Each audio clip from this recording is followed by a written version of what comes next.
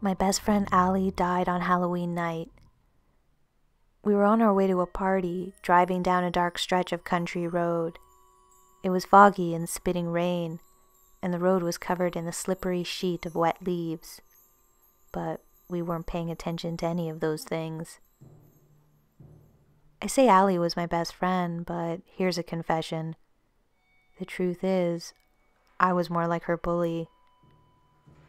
We met in 4th grade, and at first we were friends. We really were. I liked her the moment we met. She was shy and quiet, but kind-hearted, the type of person who would sit with you and listen to your problems and put a hand on your shoulder and tell you everything was going to be okay. But I was mean to her. I had problems at home, a really dysfunctional family, and a lot of the time I would go to school just angry. And I used to take my anger out on people I liked best. I really liked Allie. So I would pick on her, tease her, call her names, embarrass her in front of everyone, which was really easy because she was so shy and so nice. She finally stood up to me in 7th grade. She told me off in front of the whole class. She listed every mean thing I'd ever done to her. She made me cry. There was something different about her after that. She seemed stronger somehow, more confident, like she wasn't going to let anyone push her around ever again. In high school we reconnected, but things were never the same. She kept me at a distance, and I resented her for it. I mean, yes, I had bullied her, but I was just a kid at the time. What the hell did I know? She should have forgiven me. She should have just gotten over it. It was frustrating because I just wanted to be her friend again, and it seemed like that was never going to happen because of what I'd done. When we were both 17, we were invited to a Halloween party. I planned to drive there in my parents' car, and she lived close to me, so I offered her a ride. I dressed as a witch, and she dressed as a fairy. She looked really pretty, but I didn't tell her so. I said, "A fairy? Seriously? Are you 6? It was rude, I know, but old habits die hard, I guess. She just rolled her eyes. I asked her if she wanted to drive. She had just gotten her license, and I knew she wanted to practice. She agreed. We talked a bit on the way, caught up in our lives. We were getting along pretty well, joking and laughing. It was just like old times. At some point I noticed she was speeding, but I didn't think much of it. She was telling me about this guy she liked, and at the same time she got a text from him and looked down to check her phone. Then there came a screech of tires and a flash of light, and a roller coaster feeling of dropping and spinning fast, and a loud crash. When I regained consciousness, I was in the hospital bed. Allie was already gone. At least, that's the story I told everyone.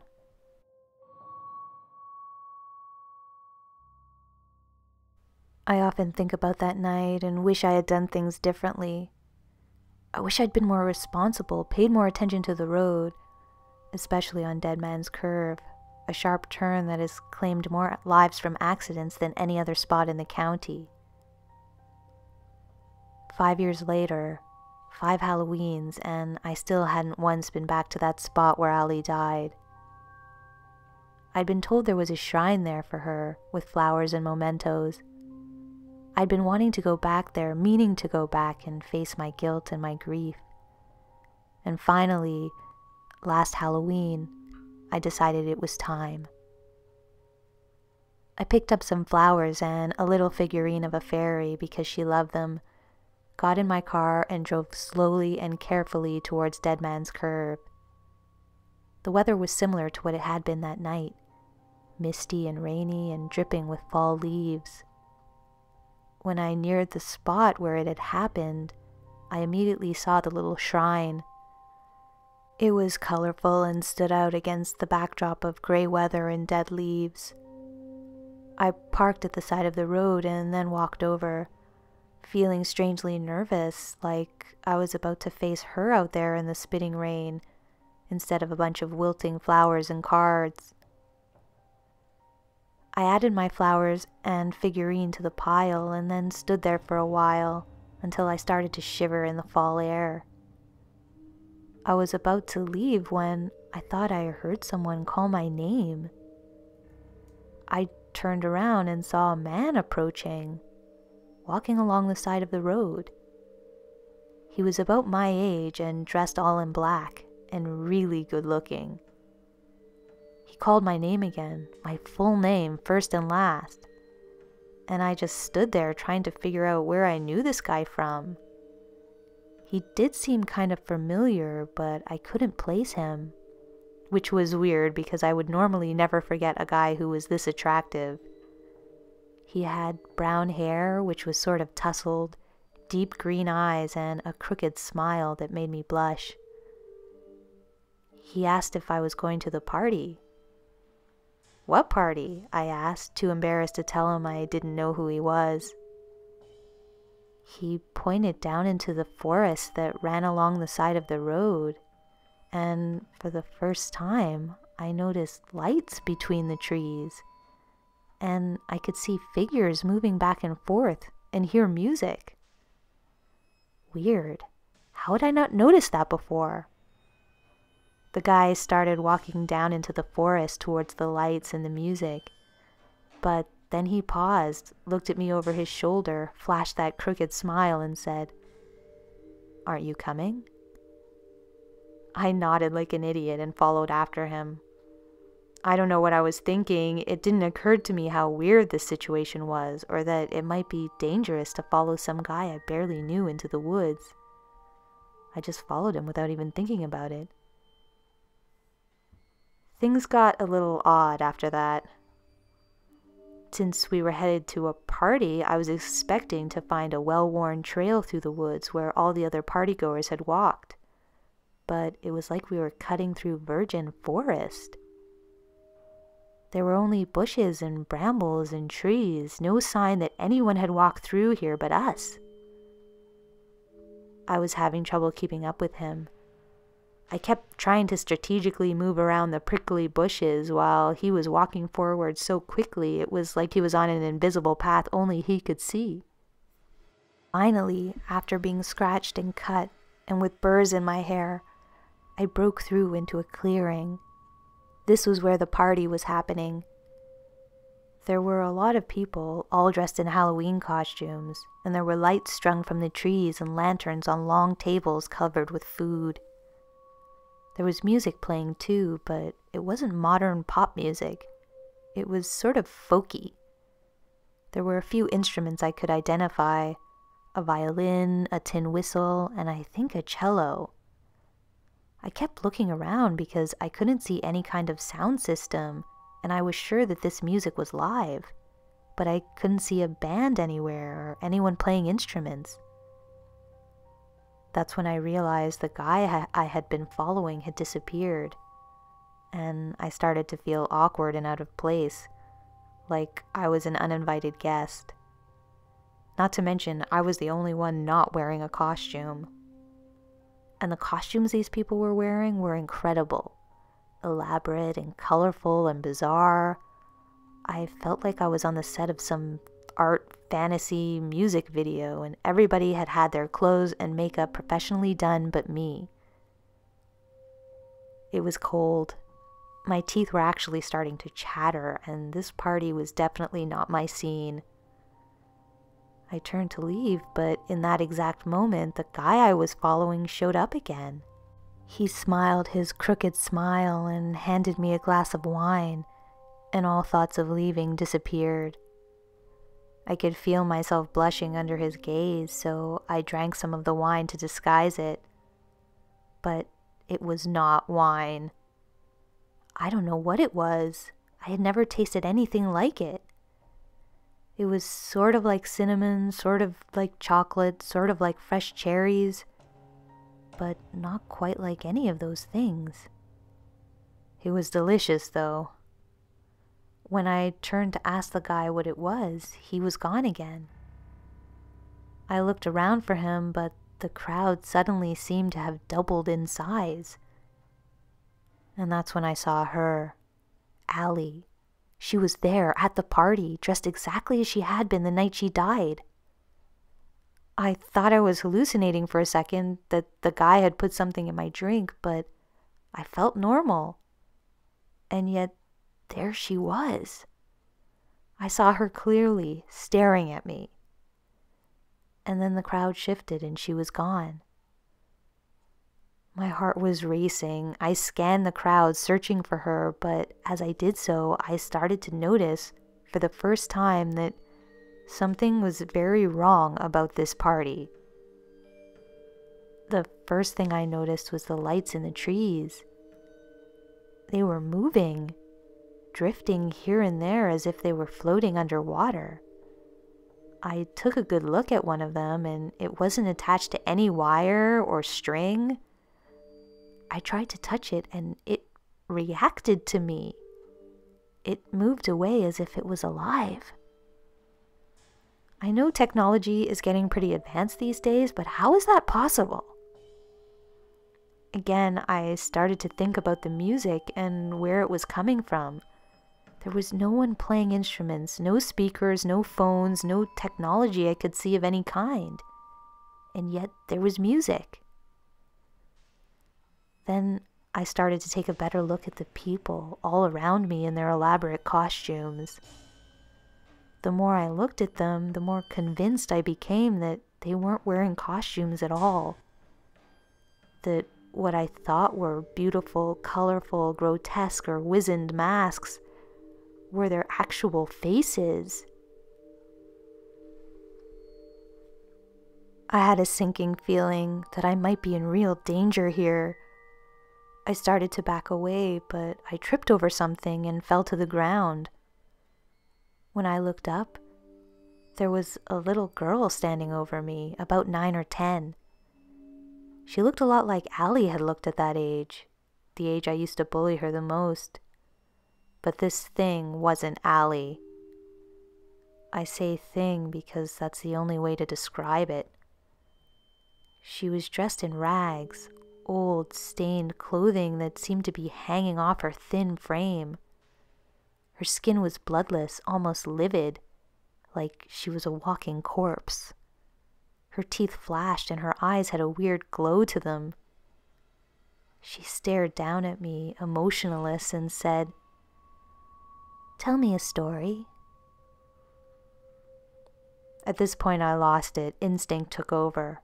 I screamed and ran like a rabbit running from a wolf.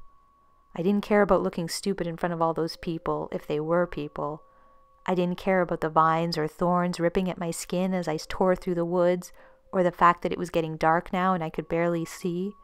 I just ran and ran and ran. Eventually, when I couldn't run anymore, when my lungs and sides ached, and I was drenched in cold sweat, I looked around and realized I had no idea where I was. I couldn't hear or see the party anymore. I couldn't find the road, and it was only getting darker. I was lost in the forest at night, alone.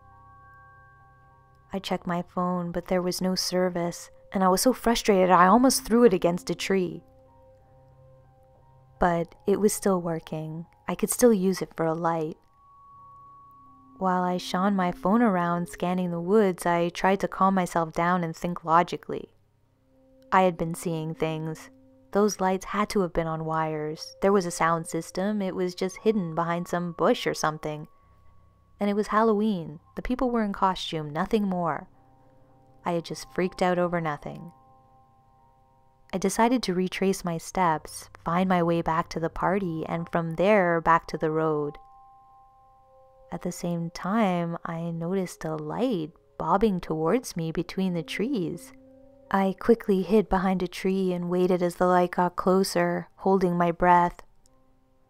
I could hear the sound of easy chatter. I peered out from behind the tree and saw 3 people, 2 women and a man, in their early 20s, walking towards me. One of them was carrying a lantern, and all 3 of them seemed to be holding some kind of box between them. They weren't in costume like the people at the party, which was a relief, and they seemed normal enough, so I stepped out from behind the tree and flagged them down for help. As I called out, they all looked over at me, and one of the women, she was wearing a red jacket, smiled and said my name, my full name, as if she knew me, just like the guy had on the side of the road. She did look a bit familiar, but where did I know her from? Was it from one of my classes? I couldn't figure it out. As I approached, she said, "Glad we found you. We need a fourth to help us carry this coffin." Coffin? I looked at the box they were holding, and it was definitely a coffin. I felt all the blood drain out of my face. "Why do you have a coffin?" I asked. They all looked at me and smiled as if to some inside joke. "We're playing a prank on someone," the woman in red said. "Come on, we could really use your help." Any other night, this would have been insane, but it was Halloween, so a prank involving a coffin was actually kind of appropriate. I told them I'd like to help, but I was lost and I needed help to get back to the road. The woman in red said she was heading back to the road soon and would walk me there if I helped them with the coffin first. I didn't like the idea of carrying a coffin around, even a fake Halloween prank coffin, but I needed the help and I didn't want to pass up this offer, so I agreed. I took one side of the coffin, and on the count of 3, we all lifted. It wasn't very heavy, to my relief, which meant there wasn't a person inside. As we walked, the others were all strangely quiet. At some point, I asked them to tell me more about this prank, and they all started to laugh as if they had something hilarious planned. They didn't elaborate, though. They only said that the person they were pranking had it coming. Okay. Soon, we reached a small clearing. We stopped there and put the coffin down. One of the others then opened the lid, and inside there were 4 shovels. The woman in red held one of the shovels out to me and said, "We need you to help us dig." Now I was starting to get nervous again.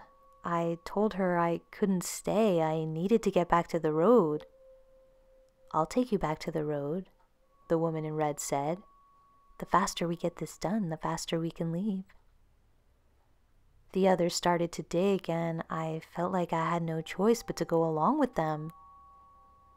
The ground was surprisingly soft, like the bed of a garden, and it wasn't long before we had dug a hole big enough to fit the coffin. Again, I asked them to tell me more about this prank, but they ignored me and lowered the coffin into the hole. Then the woman in red held up a handful of twigs. She smiled and said, "Now we need someone to put in the coffin." At the same time, the clouds overhead moved away from the full moon, lighting up the clearing, and I could see the others more clearly. They weren't normal. Their clothing seemed dewy and earth-stained, and their skin gleamed with a blue-gray light of death. Everything about them seemed dead, except their eyes, which were turned, beaming with a steely glitter, at me. Instinct took over again, but this time I didn't run, I froze. I stood there without moving, without breathing, as the woman in red held out the twigs to the others, and they each drew one from her closed fist. Finally, she drew a twig herself, leaving one left for me. She held this twig out to me with an exaggerated frown and said, "Too bad, you drew the short stick." "I'm not going in that coffin," I blurted, finding my voice. And all 3 of them smiled eerily and advanced on me. I couldn't believe this was happening. I tried to run, but the next thing I knew, they had me by the arms and were forcing me down into the coffin. Panicking hysterically now, I screamed and fought them, but they were too strong, and soon they shut the lid down on top of me. I don't know what to say about the moment when I was shut inside that coffin. My heart is racing just thinking about it. Only that I never really understood what the word terror meant until that moment. I wasn't me anymore. I was like a fly in a spider's nest. I screamed and thrashed and banged against the lid of the coffin, and suddenly it just flew open. I leapt back up onto the ground, but immediately lost my balance and fell backwards. But I didn't fall back into the coffin. Instead, my back hit the solid ground. I jumped to my feet and spun around. I was alone. There was no coffin, no hole in the ground, no shovels, no sign that anyone had been here but me. What the hell? I didn't know what to think. Had I been drugged? Was I hallucinating? But I didn't feel drugged. I felt normal. I checked my phone again. Still no service. The moon was bright overhead and the forest wasn't as dark as it was before, and I was determined to get back to the road. I didn't know what was happening to me out here, but I couldn't just stay in this clearing until dawn. I listened, strained my ears until I finally thought I heard the sound of a car zooming by in the distance. I had a pretty good idea of what direction the sound was coming from, so I headed that way, praying out loud the entire time.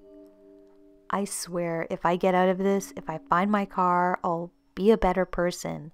I won't be mean to anybody anymore. I'll tell my history professor I cheated on the midterm. I'll return that stick of lipstick I stole from the pharmacy. I'll tell the truth from now on.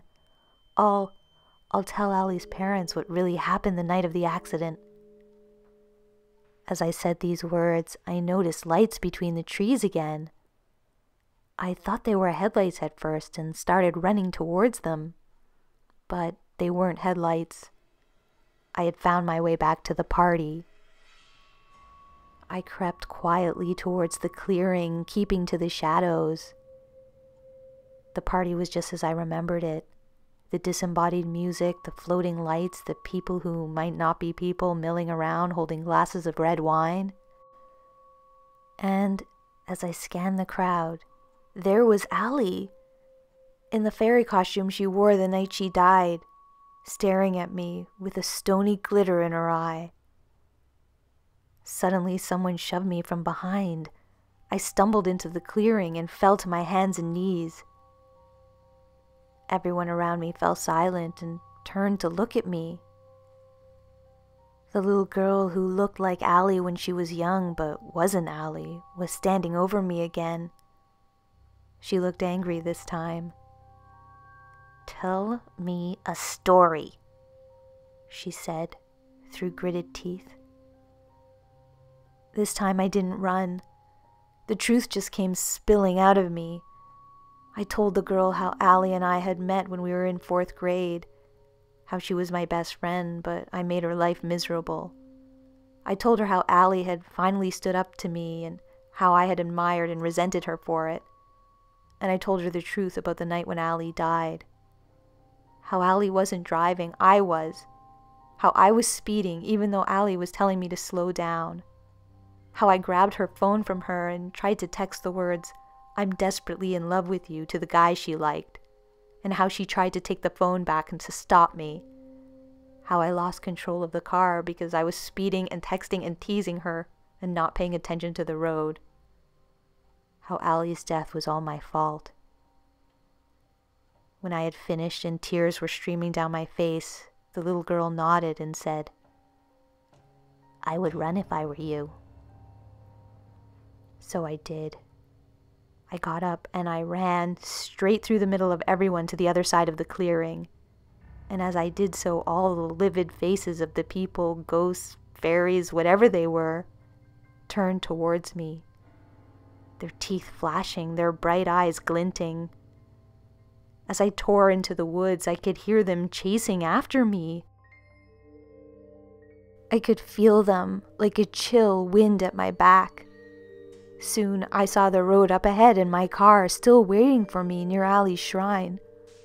I leapt into it as fast as I could, locked the doors behind me, and immediately started it up. As I sped away, I looked through the rearview mirror, but there was no one there. No one chasing me, only the wind swirling up leaves on the empty road.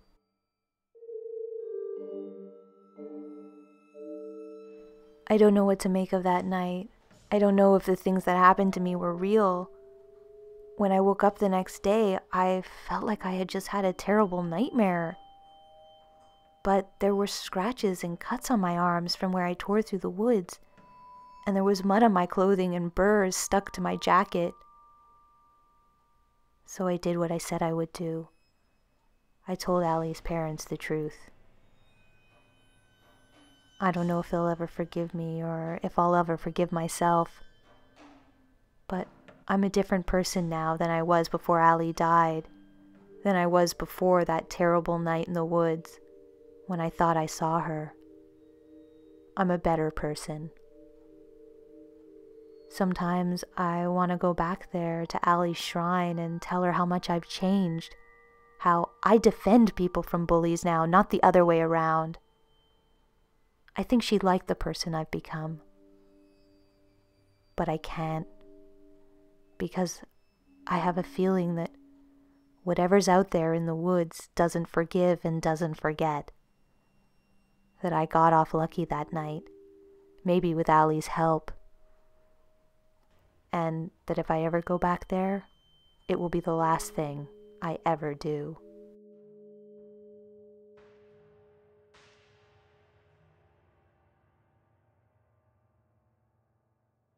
Thanks for watching, and special thanks to all my amazing Patreon supporters who are helping to keep this channel going. I'm always collecting fairy stories, so if you've got one you'd like to share, please send it to me. My email is in the description. If you like this video and want to see more like it, you can support this channel by donating to me on Patreon or by liking, sharing, commenting, and subscribing with notifications on. And until next time, this has been a visit from your Scary Fairy Godmother.